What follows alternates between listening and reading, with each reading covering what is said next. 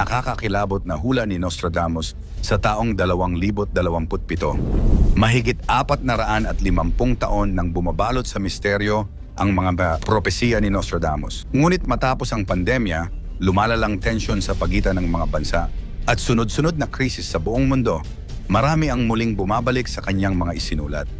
May babala na naman daw siya sa taong 2027. Pang-10, ang hula tungkol sa China at sa Ilog ng Silangan. Isa sa mga pinakakilalang interpretation sa mga isinulat ni Nostradamus ay ang kaugnayan ng tinatawag na Great Plague at River of the East.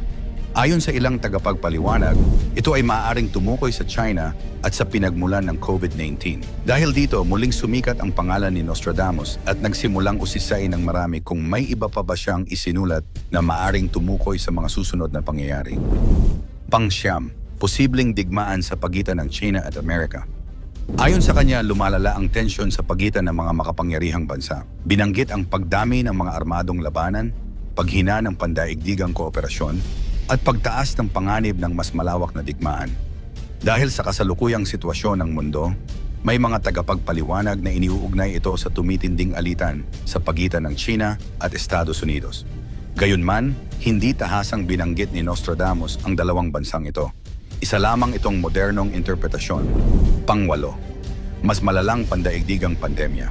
Matapos ang COVID-19, marami ang muling tumingin sa mga isinulat ni Nostradamus. Ayon sa transcript, may mga naniniwalang maaaring magkaroon pa ng isa pang pandaigdigang pandemya na mas mapanganib at mas malawak ang epekto kaysa sa naranasan ng mundo nitong mga nakaraang taon. Pang-7, ang taong 2027 bilang pandaigdigang turning point.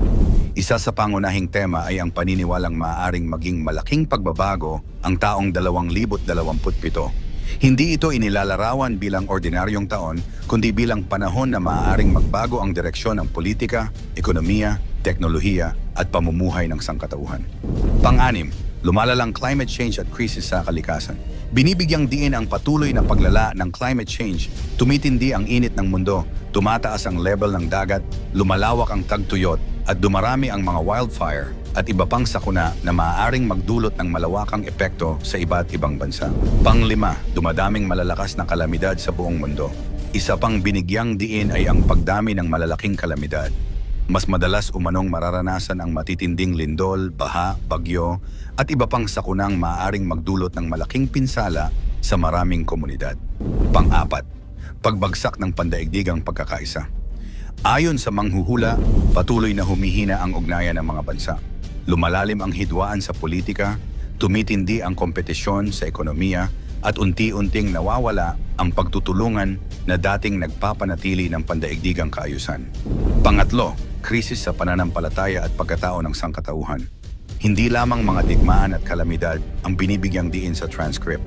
Ayon dito, dumarami rin ang mga taong nawawalan ng pag-asa, direksyon at pananampalataya habang patuloy na nahaharap ang mundo sa iba't ibang krisis. Pangalawa, pandaigdigang pagbagsak ng sibilisasyon. Isa sa mga pinakanakakakilabot na interpretasyon ay ang posibilidad ng pagbagsak ng kasalukuyang pandaigdigang kaayusan.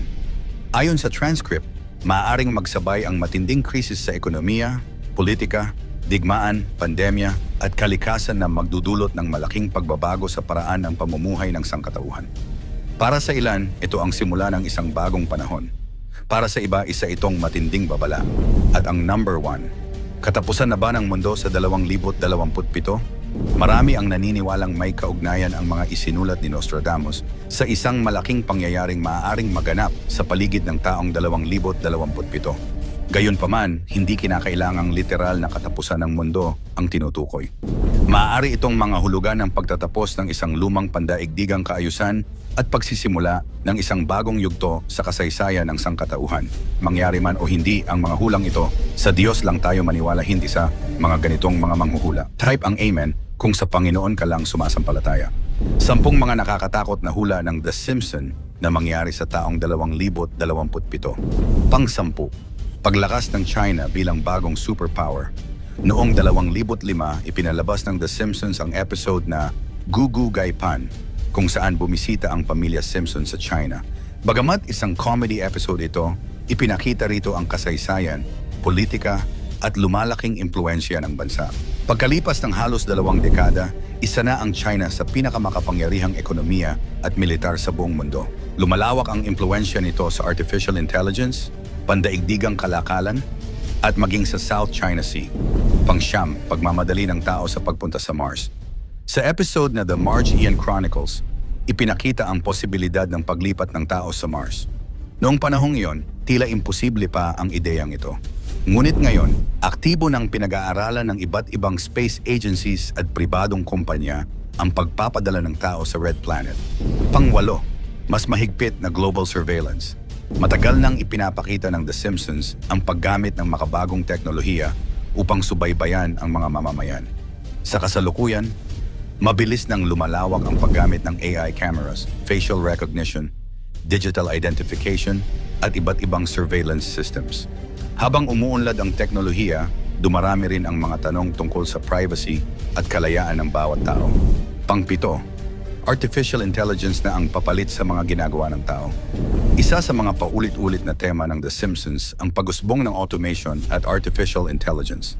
Ngayon, ginagamit na ang AI sa edukasyon, negosyo, media, hospital, at maging sa paggawa ng mga pelikula.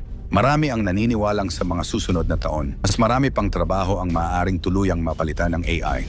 Pang-anim, pandaigdigang krisis sa ekonomiya. Sa maraming episode ng serye, ipinakita ang paghihirap ng mga ordinaryong pamilya, pagkawala ng trabaho, at pagtaas ng gastusin. Sa kasalukuyan, maraming bansa ang nahaharap sa mataas na inflation, mabigat na utang, at mabagal na paglago ng ekonomiya. Kapag nagsama-sama ang mga digmaan, kalamidad, at pandaigdigang alitan, maaaring mas lumala pa ang epekto nito sa kabuhayan ng milyon-milyong tao. Panglima, panibagong pandaigdigang pandemya. Isa sa mga pinakasikat na episode ng The Simpsons ang Marge in Chains, kung saan mabilis na kumalat ang Osaka flu. Pagkatapos ng COVID-19, muling binalikan ng maraming manonood ang episode na ito. May mga panibagong naglalabasan ng mga bagong pandemya, kaya patuloy na nagbababala ang mga eksperto ng posibleng magkaroon ng panibagong outbreak sa taong 2027. Pang-apat, sunod-sunod na malalaking kalamidad. Maraming episode ang nagpapakita ng malalaking sunog, pagbaha, pagsabog, at pagkawasak ng mga lungsod. Sa totoong mundo, lalong tumitindi ang epekto ng climate change, malalakas na bagyo, matitinding heat wave, at iba pang kalamidad. Kung magpapatuloy ang ganitong situation, maaaring mas maging mapanganib ang mga susunod na taon. Pangatlo, Iran at ang lumalalaking tensyon. May ilang references ang The Simpsons tungkol sa Iran at sa gitnang silangan. Sa kasalukuyan, patuloy na sinusubaybayan ng buong mundo ang mga issue tungkol sa nuclear program ng Iran, seguridad sa rehiyon, at relasyon nito sa iba pang bansa. Dahil dito, kumalat ang maraming viral post na nagsasabing hinulaan umano ng The Simpsons ang isang malaking digmaan na kinasasangkutan ng Iran. Pangalawa, Israel at ang sentro ng pandaigdigang alitan. Sa episode na The Greatest Story Ever Dohed, bumisita ang pamilya Simpson sa Jerusalem at sa iba pang banal na lugar. Ipinakita rito ang kahalagahan ng Israel sa kasaysayan at relihiyon ng mundo. Sa kasalukuyan, nananatiling sentro ng pandaigdigang balita ang gitnang silangan dahil sa mga patuloy na alitan at tensyon. At ang number 1, ang papalapit na pandaigdigang krisis, kapag pinagsama-sama ang lahat ng temang paulit-ulit na ipinakita ng The Simpsons, paglakas ng China, space race, artificial intelligence, surveillance, krisis sa ekonomiya, pandemya, malalaking kalamidad, at tensyon sa gitnang silangan. Parang unti-unting nabubuo ang larawan ng isang mundong dumaraan sa napakalalaking pagbabago. Dagdag pa rito ang lumalaking kompetisyon ng mga makapangyarihang bansa tulad ng Estados Unidos at China, gayon din ang mga patuloy na sigalot sa iba't ibang rehiyon ng mundo. Nagkataon lamang ba ang mga pagkakatulad na ito?